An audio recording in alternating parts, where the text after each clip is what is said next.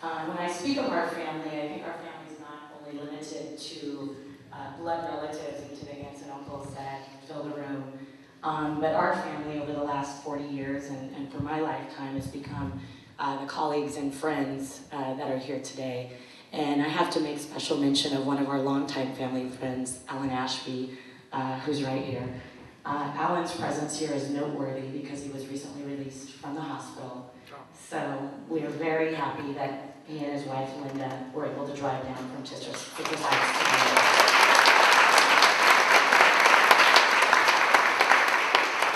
Thanks, Alan.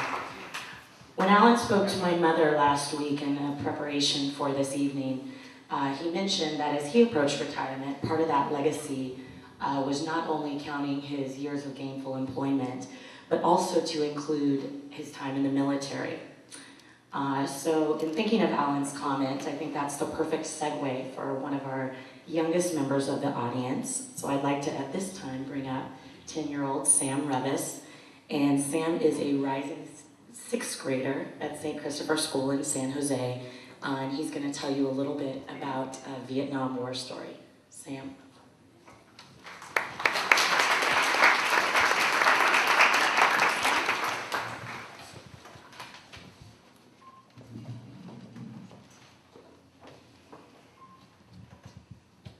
I can get it to stay.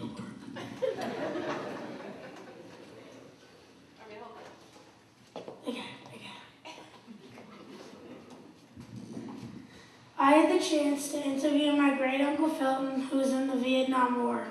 I asked him lots of questions and learned about his experience there. He remembered that he was 19 or 20 when he went to Vietnam, which is a small country in Asia. He was drafted, which meant he didn't have a choice to go or not go. He had a gun, an M16 rifle, but it was not loaded all the time. It was only loaded when he and the other soldiers were on patrol or on guard.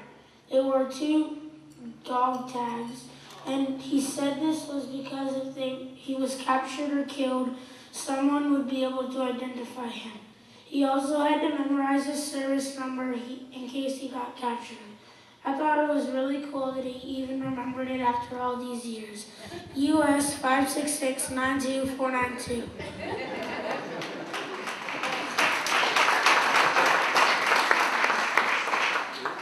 The name of the base where the soldiers were stationed was Long Binh.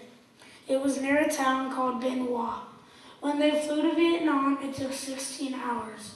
On the way, they made 2 stops, Hawaii and Guam, before landing in Bien Hoa.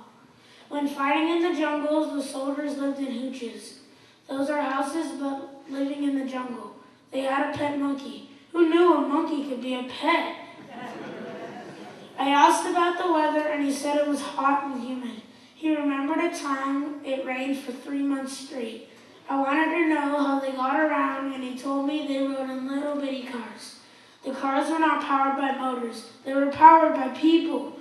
When on base, the soldiers rode in army jeeps. Soldiers came from all around the world. My great uncle missed hamburgers and fries most when he was in Vietnam. They had no flushing toilets, they took cold showers outside, and they took pills every day to protect against malaria. One of the most significant events my great uncle remembers was the Tet Offensive. Thousands of people were killed. The enemy was known as Viet Cong. They attacked all the American bases at the same time on the day before Tet, or the Vietnamese New Year's celebration. This was the biggest fighting day of the whole war. Another significant event to him was when Martin Luther King Jr. was assassinated. There were racial riots on base between the white people and the black people. He went to Vietnam in August 1967 and he came home on May 31st, 1968. When he came back, he gave my mom and her 2 sisters a doll. I asked him if he still knew anyone from when he was in Vietnam, and he told me there was one guy who lives in San Jose that he sees sometimes. His name is Eugene. He laughed when he told me Eugene's nickname was Red because he had a red beard. That's it.